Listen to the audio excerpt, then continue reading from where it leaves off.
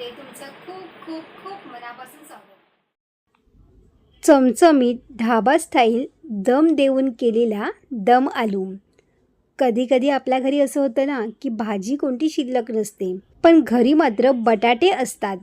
पण बटाट्यापासून सुकी भाजी, रस्सा भाजी तर आपण नेहमीच करतो, पण आज आपण दम आलू करणार आहोत. अगदी तुमच्या घरी पाहुणे जरी आले असतील ना, तरी तुम्ही ही रेसिपी नक्की करून देऊ शकता. इतकी ही चवीला मस्त आणि चवदार लागते. चला मग बनवूया दम आलू.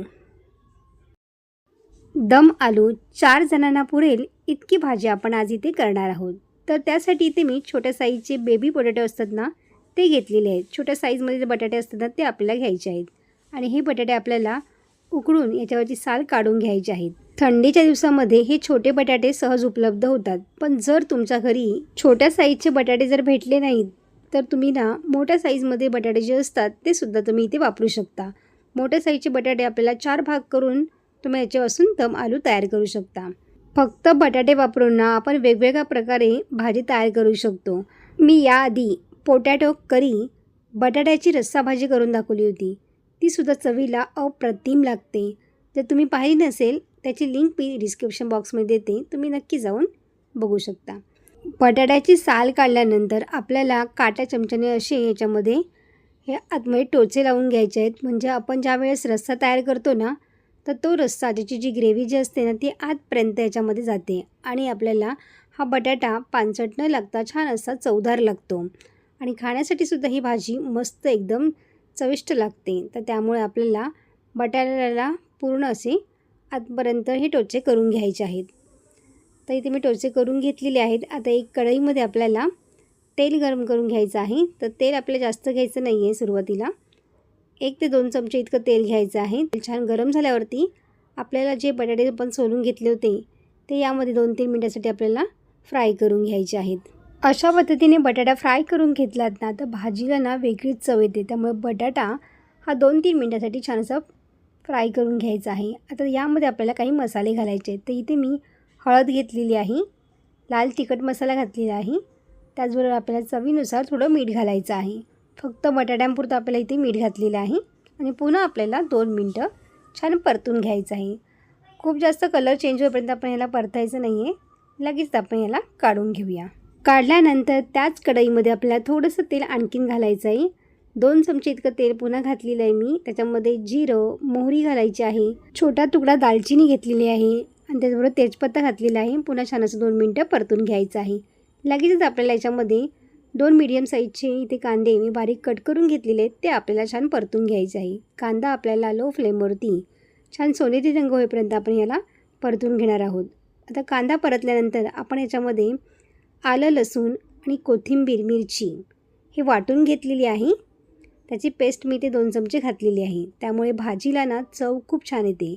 आलं, लसूण आणि मिरची, कोथिंबीर आपल्याला 2 चमचे इथे वाटून घेतलेली आहे आणि तीसुद्धा याच्यामध्ये ॲड केलेली आहे. 2 मिनटं परतून घ्यायचं आहे आणि लगेचच आपल्याला 2 टॅमॅटो याची पेस्ट घालायची आहे. तुम्ही टॉमॅटोची पेस्ट नाही केलीत तर टॉमॅटो तुम्ही इथे बारीक कट करून घातलेत ना, तरी देखील चालेल. आता आपला टॉमॅटो शिजेपर्यंत 2-3 मिनटं छान परतून घ्यायचा आहे. भाजीचा सुवास काय मस्त एकदम सुटलेला आहे बघा. मस्त एकदम भाजी एकदम चमचमीत तयार होणार आहे. आता मसाला आपल्या खाली लागू नये त्यासाठी इथे मी मसाल्याच्याच भांड्यामध्ये 2 ते 3 चमचे पाणी घालून आपल्याला छान परतून घेतलेलं आहे इथे. तर पाणी घालताना इथे तुम्ही कोमट पाण्याचा वापर करायचा आहे. तर इथे आपल्याला काही मसालेसुद्धा घातलेले आहेत. तर इथे मी धना जिरा पावडर, जिरा पावडर, हळद घेतलेली आहे, लाल तिखट मसाला घेतलेला आहे आणि चवीनुसार आपण याच्यामध्ये मीठ घालायचं आहे. सगळं साहित्य आपल्याला छान असं परतून घ्यायचं आहे. पाणी न घालताच आपल्याला सुरुवातीला छान परतून घ्यायचं आहे आणि त्यानंतर आपल्याला थोडंसं पाणी याच्यामध्ये ॲड करायचं आहे आणि मसाला आपला छान शिजवून घ्यायचा आहे. आता गॅस बंद करायचा आहे आणि आपल्याला फेटलेलं दही घालायचं आहे. तर इथे मी अर्धी वाटी इतकं छान फेटून दही घेतलेलं आहे, ते आपल्याला याच्यामध्ये घालायचं आहे. पण दही घालताना एकतर गॅस आपल्याला स्लो करायचा आहे, नाहीतर आपल्याला गॅस बंद करून हे दही घालायचं आहे, नाहीतर ते फुटू शकतं. त्यामुळे गॅस बंद करायचा आपल्याला, नंतरच आपल्याला याच्यामध्ये हे दही ॲड करायचं आहे आणि लगेचच सगळं मिक्स करून झाल्यानंतर पुन्हा आपल्याला गॅस लावून छान उकळी येऊ द्यायची आहे. आता छान उकळीसुद्धा आलेली आहे. आता आपल्याला हे बटाटे घालून या ग्रेव्हीमध्ये 2-3 मिनटं छान असे शिजवून घ्यायचे आहे. इथे आपली ग्रेव्हीसुद्धा छान शिजलेली आहे आणि बटाटेसुद्धा. फक्त बटाटे आणि ग्रेव्ही छान मिक्स होईपर्यंत आपण याला शिजवून घेणार आहोत. आणि त्यानंतर आपल्याला इथे 1 चमचा कसुरी मेथी हातावर छान चोळून घालायची आहे. कसुरी मेथीमुळे भाजीला ना चव खूप छान येते, त्यामुळे कसुरी मेथी आवर्जून घाला. भाजीवरती झाकण ठेवून आपल्याला मस्त एकदम दणदणीत एक उकळी करून घ्यायची आहे, त्यामुळे भाजीला मस्त एकदम तर्री सुटते. तर तुम्ही ते बघू शकताय बघा.